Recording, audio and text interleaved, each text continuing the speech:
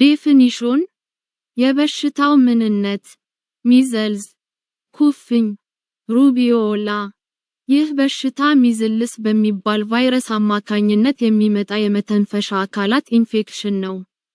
ይህ በሽታ በጣም ተላላፊ በሽታ ነው። በሽታው በቫይረሱ በተበከለ ምራቅና ንፍጥ ይተላለፋል። በሽተኛው ሲያስል ወይንም ሲያስነጥስ ቫይረሱን አየር ላይ ይበትነዋል። ይህ ቫይረስ ዕቃዎች ላይ ለብዙ ሰዓታት ሳይሞት መቆየት ይችላል። ሰዎች ከተበከሉ ዕቃዎች ጋር ንክኪ ሲኖራቸው በበሽታው ይያዛሉ ማለት ነው። ሂስትሪ የበሽታው አመጣጥ ታሪክ በ9ኛው ክፍለ ዘመን አንድ ፐርሺያዊ ሐኪም ስለዚህ በሽታ ጽሑፍ አቀረበ። በ1757 ዓመተ ምህረት ፍራንሲስ ሆም የሚባል ስኮትላንዳዊ ሐኪም ይህ በሽታ በኢንፌክሽን ምክንያት እንደሚከሰት አሳወቀ። በ1912 ዓመተ ምህረት ይህ በሽታ በአሜሪካ ውስጥ ሀገራዊ ዕውቅና አገኘ። በዚህም መሰረት የጤና ባለሙያዎች ከዚህ በሽታ ጋር የተያያዙትን የበሽተኞችና የሟቾች ቁጥር ለመንግስት እንዲያሳውቁ ትዕዛዝ ተሰጠ። ይህ ትዕዛዝ በተሰጠ በመጀመሪያው 10 ዓመታት ውስጥ ከዚህ በሽታ ጋር ተያይዞ 6000 ሞት በየዓመቱ ይመዘገብ ነበር። ከ1963 ዓመተ ምህረት በፊት ማለትም የዚህ በሽታ ክትባት ከመገኘቱ በፊት በአሜሪካ ውስጥ ሁሉም ህፃናት 15 ዓመት እስኪሞላቸው ድረስ በዚህ በሽታ ይያዙ ነበር። በየዓመቱ ከ3 እስከ 4 ሚሊዮን አሜሪካኖች በዚህ በሽታ ይያዙ ነበር።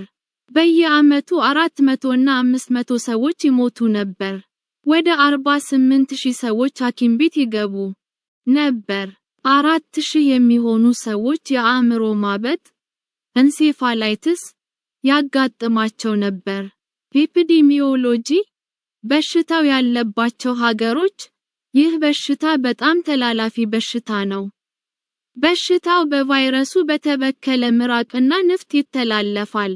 በሽተኛው ሲያስል ወይንም ሲያስነጥስ ቫይረሱን አየር ላይ ይበትነዋል። ይህ ቫይረስ ዕቃዎች ላይ ለብዙ ሰዓታት ሳይሞት መቆየት ይችላል። ሰዎች ከተበከሉ ዕቃዎች ጋር ንክኪ ሲኖራቸው በበሽታው ይያዛሉ ማለት ነው። ኢንፌክሽኑ የሚጀምረው በላይኛው የመተንፈሻ ክፍል ኮንጁንክቲቫ ነው። ባላደጉ ሀገሮች ውስጥ ይህ በሽታ 2 ዓመት በታች የሆኑ ህፃናት ላይ ይበረታል። በተጨማሪም በእነዚህ ሀገራት ይህ በሽታ በጣም ገዳይ ነው። 10% የተመጣጠነ ምግብ አለመመገብ ለሟቾች ቁጥር መብዛት ዋነኛ ምክንያት ነው። ነገር ግን ይህ ቫይረስ እንስሳት ውስጥ አይኖርም። የዚህ በሽታ 2 አይነቶች አሉ። እነዚህም ጀርመን ሚዝልስ፣ ሩቤላ። ይህ በሽታ ቀይ ነጠብጣብ ነገሮችን ቆዳችን ላይ ያወጣል። ይህም ለቢያንስ ለ3 ቀናት ይቆያል። ሬጉላር ሚዝልስ፣ ሩቢዮላ ይህ በሽታ ለ7 ቀናት ይቆያል። ሪስክ ፋክተርስ ለበሽታው ተጋላጭ የሆኑ ሰዎች፣ የዚህን በሽታ ክትባት ያልተከተበ ሰው፣ በየሀገሩ የሚጓዝ ሰው፣ የቫይታሚን እጥረት ያለበት ሰው። ኮዘዝ የበሽታው መነሻ ምክንያት ይህ በሽታ ሩቢዮላ ወይንም ሚዝልስ በሚባል ቫይረስ የሚከሰት በሽታ ነው። ይህ ቫይረስ በህፃናት አፍንጫና ጉሮሮ ውስጥ ባሉ ፈሳሾች ውስጥ ይኖራል። ይህ ቫይረስ ቀይ ነጠብጣብ ነገሮች ቆዳችን ላይ ከማውጣቱ በፊት ለ4 ቀናት ከሰው ወደ ሰው መተላለፍ ይችላል።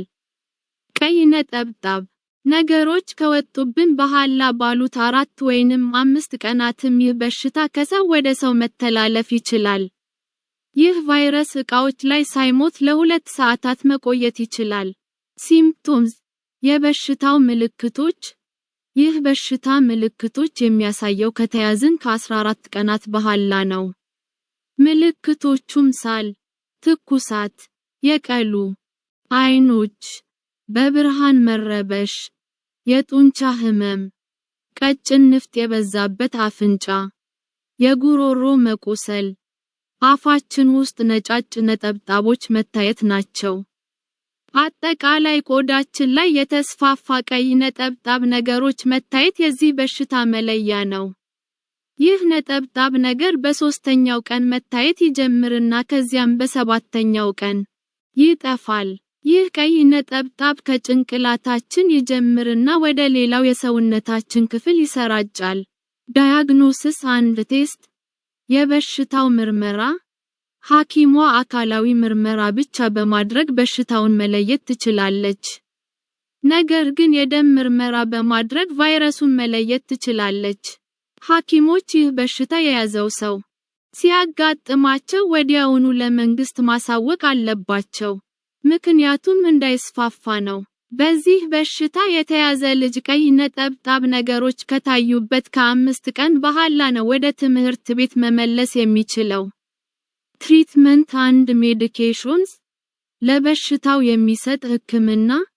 ይህንን በሽታ የሚያድን መድኃኒት የለም። ነገር ግን በሽታው ራሱ በ2 ወይንም 3 ሳምንታት ውስጥ ይጠፋል። ነገር ግን ሐኪሟ የሚከተሉትን መድኃኒቶች ልትታዝልን ትችላለች። አሲታሚኖፌን ይሄ መድኃኒት ትኩሳትንና የጡንቻ ህመምን ለመቀነስ ይረዳል። የበሽታ መከላከያ ስርዓታችን ጉልበት እንዲያገኝ በቂ እረፍት መውሰድ፣ ብዙ ፈሳሽ መውሰድ፣ በቀን ቢያንስ ከ6 እስከ 8 ብርጭቆ ውሃ፣ እርጥበታማ አየር የሚፈጥር ማሽን ሂዩሚዲፋየር።